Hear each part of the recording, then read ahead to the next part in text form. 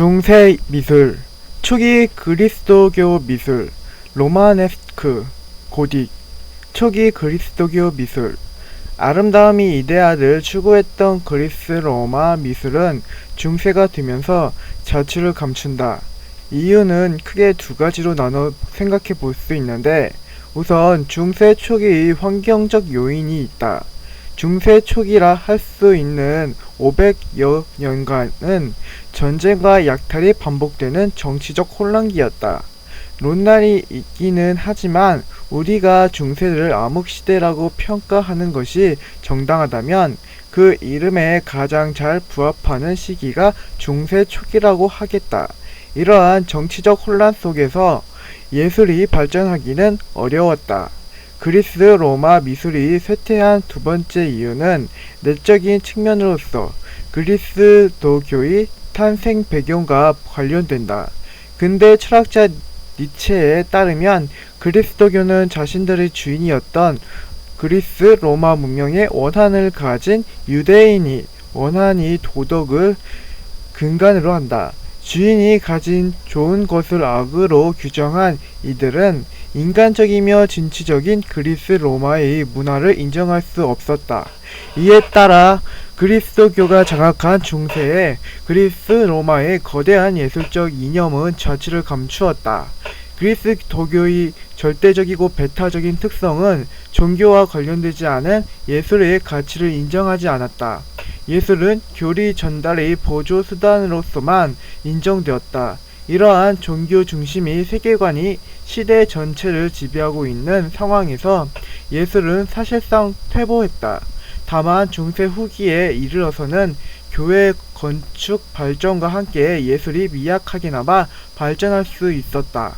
이제 중세 미술을 초기 미술, 로마네스크 양식, 고딕 양식으로 구분해서 알아보고자 한다. 중세 초기 미술은 단지 문맹자들에게 신의 섭리와 교리를 전달하기 위한 보조 수단이었다.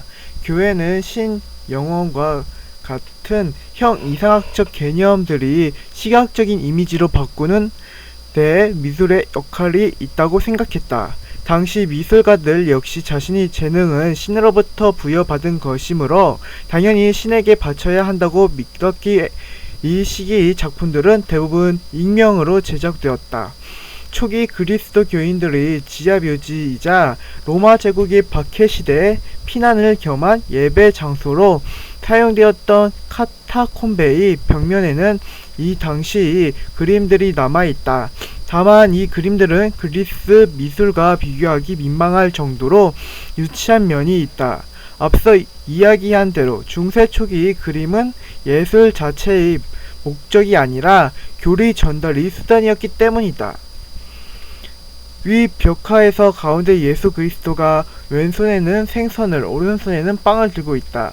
이것은 보리떡 5개와 물고기 2마리로 5,000명을 배불리 먹였다는 오병이어의 기적을 담고 있다. 초기 그리스도교 미술에서 더 이상 과거 그리스의 화려한 미적 성취를 찾아보기 힘들다. 다만 카타콤베의 벽화는 기독교 역사에서 가장 중요한 가치를 지닌다. 11세기 후반에 이르러서 그리스도교가 유럽 전역을 장악하자 거대한 교회 건축물이 빈번해지고 이에 따라 건축술과 예술도 함께 발전한다. 당시 건축과 미술 양식을 로마네스크라고 한다. 로마네스크는 번역하자면 로마풍 정도가 된다. 유럽에서의 교회의 승리를 상징하는 로마네스크는 웅장한 교회 건축을 위해 고대 로마의 건축 양식을 도입하면서 이름 붙여졌다. 단단하고 육중한 모습이 석조 건물인데 멀리 떨어져서 봐도 묵직하고 하나의 성처럼 보인다. 특히 가장 높은 탑이 지붕이 둥글게 둠 형식을 이루고 있는 게 특징인데 이는 동방과의 잦은 전쟁으로 이들의 문화에 영향을 받은 까닭이다. 이후 등장하는 고딕 양식이 벽이 두께를 줄이고 높은 첨탑을 만드는 것과 확연한 차이를 보인다. 대표적인 로마네스크 건축물로는 이탈리아의 피사에 있는 피사 대성당이 있다. 쓰러질 듯한 피사의 사탑으로 유명하다.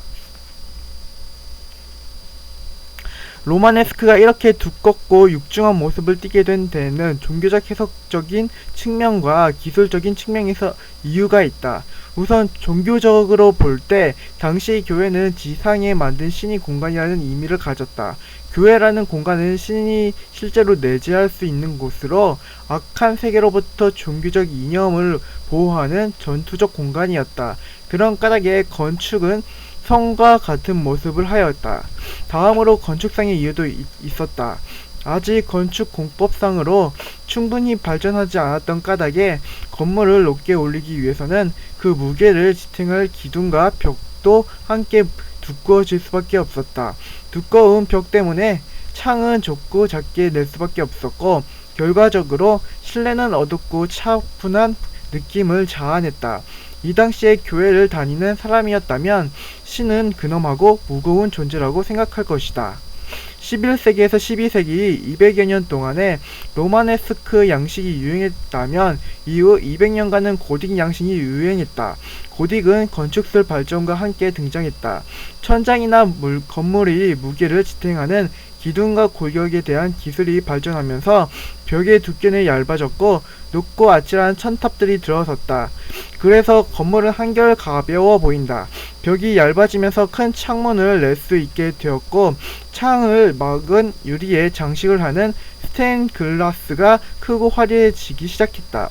고딕 양식의 이러한 구조적 특성은 실내에 들어선 사람에게 로마네스크 건축과는 상반된 분위기를 풍겼다. 가느다란 석재 기둥으로부터 내부 공간으로 높고 넓어졌으며 정면에는 거대한 스테인드글라스에서 오색한 찬란한 빛이 쏟아져 들어왔다. 이런 교회를 다니는 사람들은 천국에 대한 동경과 신의 영광에 대한 감정의 고향을 경험했을 것이다.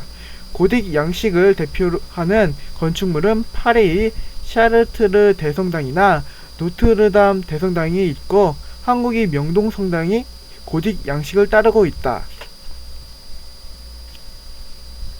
중세 미술을 종합해보면 이 당시 미술은 내용적으로는 신과 교회에 종속되고 형식적으로는 교회 건축이 발전과 함께 한다고 할 수 있다.